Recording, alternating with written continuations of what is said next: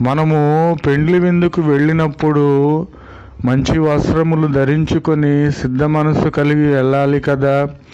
ఆ విధంగా లేకుండా ఒకడు ఆ పెండ్లి విందులోనికి పెండ్లి వస్త్రములు లేకుండానే, రక్షణ లేకుండానే వెళ్ళినప్పుడు ప్రభు అయిన క్రీస్తు వారు ఆ పెండ్లి విందుకు వెళ్ళిన పెళ్లి వస్త్రము లేనటువంటి అతన్ను తీసుకుని బయటకు గెంటివేసి ఉన్నాడు. గురుగు వలె తన జీవితమును మార్చుకొని ఉన్నాడు కనుక, విషపూరితమైనటువంటి ఆ గురుగును అతను పోలి ఉన్నాడు కనుక, ఎల్లప్పుడూ ఆరనటువంటి అగ్నిగుండములు అతడు పడద్రోయబడి ఉన్నాడు. నా ప్రియమైన సహోదరి సహోదరులారా, నీవు ఏ స్థితిని కలిగి ఉన్నావు?